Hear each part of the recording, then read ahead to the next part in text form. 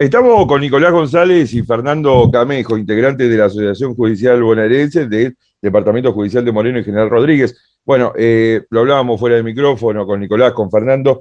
Desde el comienzo de la pandemia, allí en marzo del 2020, poco ha cambiado para el empleado judicial. Digo, en lo que tiene que ver en la protección, en el cuidado de los trabajadores. ¿Es así? ¿Qué tal? Buenas noches. No sé quién quiere arrancar.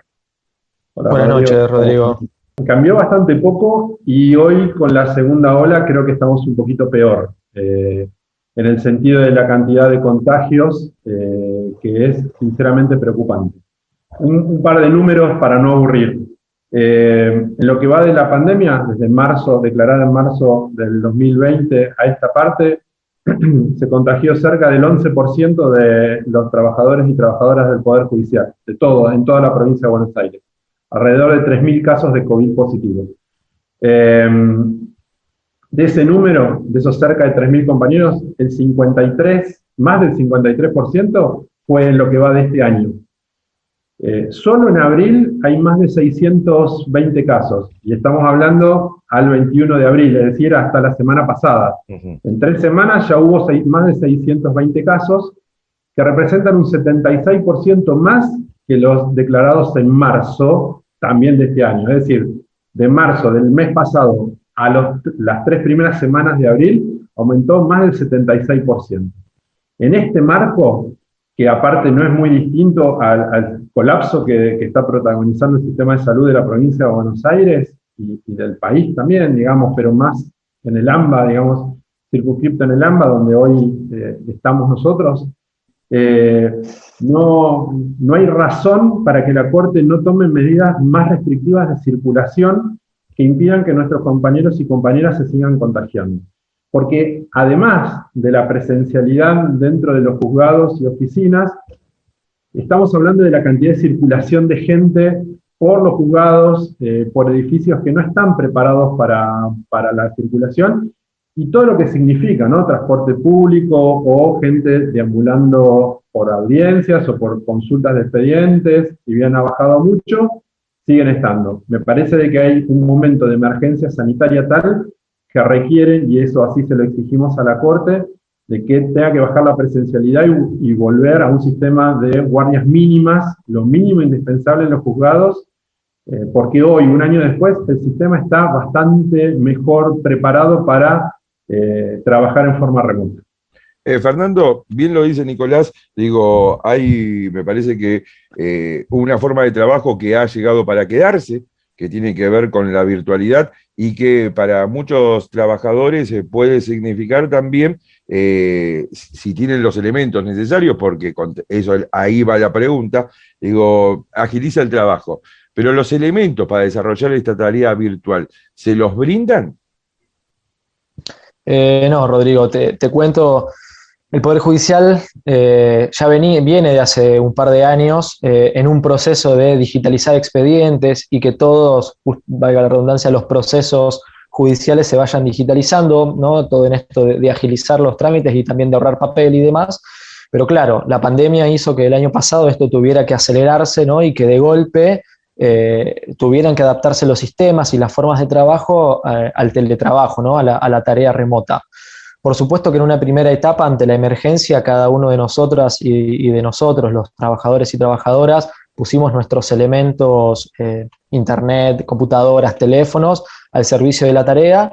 Lo que pasó es que al extenderse en el tiempo esta realidad y esta virtualidad con la que estamos trabajando, eso no se modificó. Hasta el día de hoy, la Suprema Corte de Justicia y la Procuración por el lado del Ministerio Público no han aportado ni han empezado ningún proceso en el que nos brindaran estas herramientas de trabajo, sino que las seguimos poniendo los trabajadores y las trabajadoras, ¿no? Con todo lo que ello implica, porque, digo, internet, luz, el teléfono, la computadora, cualquiera sabe el costo que esas cosas tienen hoy en día, que aparte son cosas que el Poder Judicial se está ahorrando, ¿no? Son costos que el Poder Judicial se está ahorrando y no ha habido ningún tipo de compensación para los laburantes y las laburantes en ese sentido. Así que no, digo, lamentablemente hasta el día de la fecha, los trabajadores y las trabajadoras seguimos sosteniendo la tarea con nuestros elementos. Estos días postearon ustedes en la fanpage de Facebook que tiene la Asociación Judicial Bonaerense justamente un comunicado porque no son los únicos trabajadores judiciales que están preocupados, sino también el Colegio de Magistrados de la provincia de Buenos Aires adhirió en términos generales a esto que están planteando ustedes. ¿Es así? Es así. El viernes tuvimos una reunión con funcionarios de primera línea de corte, con secretarios, concretamente el secretario de Personal, Daniel González, el secretario de Planificación, Trabuco, el secretario de Asuntos Institucionales, Matías Álvarez. Matías Álvarez, y estuvo también el director provincial de Sanidad, Ignacio Goñi, el doctor Ignacio Goñi. La AJB, como sindicato, puso todos estos datos que comenté al principio, y que justamente en función de esto, nosotros creíamos de que era necesario de que la Corte tome decisiones más restrictivas en cuanto a la presencialidad. La Corte, además de tener una reunión con nosotros, tuvo reunión con el Colegio de Magistrados de la provincia de Buenos Aires, y aún así, en la tarde del viernes saca una resolución muy laxa, digamos, donde solamente decía recomendaciones, decía la conveniencia pero no ordenaba como cabeza del Poder Judicial absolutamente nada. Es más, digamos, a partir de eso, la AJB se comunicó con el presidente del Colegio de Magistrados, el doctor Noé, le hizo saber nuestra postura y la necesidad de poder tener una reunión conjunta que se materializó el día lunes, este lunes de esta semana, y el lunes por la tarde sale ese comunicado del cual vos, Rodrigo, estás haciendo mención, en la cual estábamos requiriendo en forma urgente a la Corte una reunión del Comité de Crisis. El Comité de Crisis está constituido por la Suprema Corte de Justicia, la Asociación Judicial Bonaerense, en representación de las y los trabajadores judiciales y funcionarios del Poder Judicial, el Colegio de Magistrados, en su función de representantes de los magistrados y magistradas, y el Colegio de Abogados de la provincia de Buenos Aires.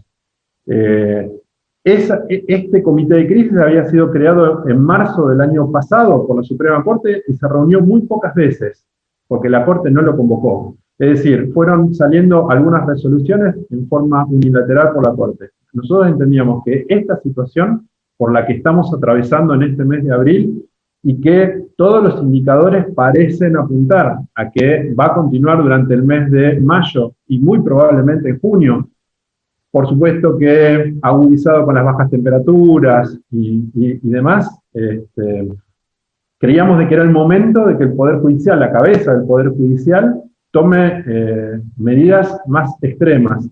No estoy hablando de paralizar el Poder Judicial, porque el Poder Judicial jamás se paralizó.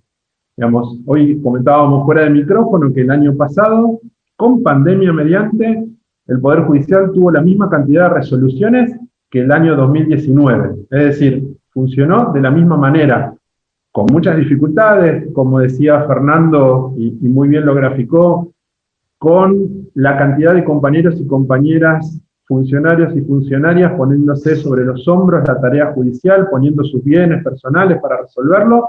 El Poder Judicial siguió adelante y los procesos un poco más lentos, tal vez, un poco más dificultados en la persecución, pero digamos, funcionó y estuvo a la altura de las circunstancias.